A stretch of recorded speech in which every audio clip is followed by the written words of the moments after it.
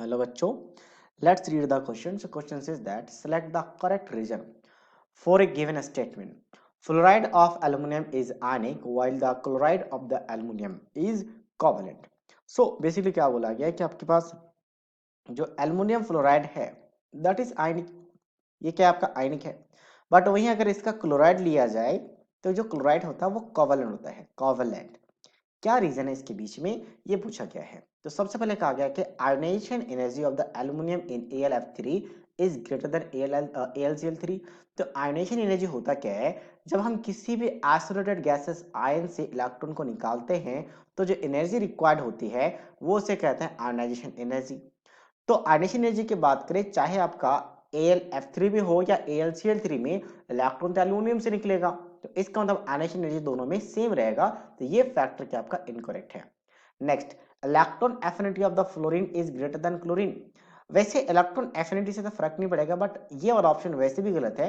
ठीक है, electron affinity पूरे प्रोडक्ट टेबल में क्लोरीन का मैक्सिमम होता है, क्लोरीन का। तो इस फैक्ट से ये वाला ऑप्शन भी क्या है, रॉन्ग है। Next, lattice energy of the AlF3 is greater than AlCl3। हाँ, ये फैक्टर जरूर काम करेगा।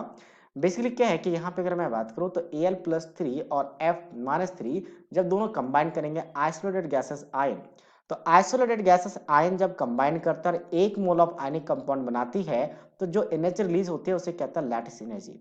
और लैटिस एनर्जी इतना ज्यादा हाई होगा, उसका आयनिक करैक्टर इतना ज्यादा हाई होगा, क्योंकि फोर्स ऑफ अट्रैक्शन जितना ज्यादा उतना ही ज्यादा आपका लैटिस एनर्जी, उतना ही ज्यादा आयनिक करैक्टर, तो इसलिए आयनिक होता है।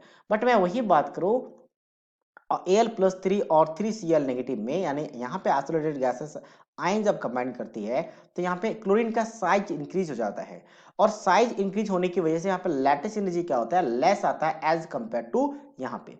और इसके वजह से यहाँ पे जो कंपाउंड बनता है वो क्या बनता है, कोवलेंट बनता है। इसका रीजन क्या है, एक और फैक्टर यहाँ पे मेन रीजन है जिसको फजान रूल से एक्सप्लेन किया जाता है, फजान रूल से। ठीक है, फजान रूल क्या है, तो फजान रूल कहता है जब कोई कटायन एनाइन के साथ रहता है तो वो कटाइन क्या करता है, एनाइन के इलेक्ट्रॉन क्लाउड को डिफॉर्म करता है। मतलब ये कटाइन है और ये एनाइन है, तो ये कटाइन क्या करेगा, इसके इलेक्ट्रॉन क्लाउड को खुद की तरफ अट्रैक्ट करेगा, यानी डिफॉर्म करेगा, जिससे पार्शियल न्यूट्रलाइजेशन हो जाता है और जिससे कोवलेंट कैरेक्टर आता है, कोवलेंट कैरेक्टर।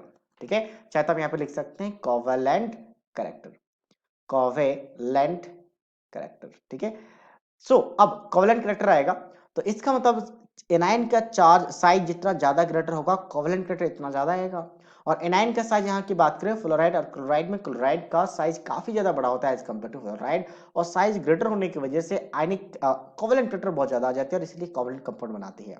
तो जब कोवलेंट कैरेक्टर आएगी तो मतलब आयनिक कैरेक्टर कम हो जाएगा, तो लैटिस एनर्जी भी कम हो जाएगा। तो ये फैक्टर यहाँ पे काम करता है, तो that means option C is correct. Next क्या है, electron affinity of the fluorine is less than chlorine. हाँ, ये सही है, ये फैक्ट सही है, बट इससे यहाँ पे इनका आयनिक कैरेक्टर और कोवलेंट कैरेक्टर से कोई लेना देना नहीं है। जैसे मैंने कहा था ये फैक्ट वेस्ट है, और वैसे भी मैंने यहाँ पे स्टेटमेंट कहा था इससे कोई लेना देना नहीं है, तो ये ऑप्शन सही है, बट इस स्टेटमेंट के लिए सही नहीं है। ठीक है, ये फैक्ट सही है बट इस स्टेटमेंट के लिए सही नहीं है, so that means only option C is the right answer of this question. So I hope you understood it well, all the best.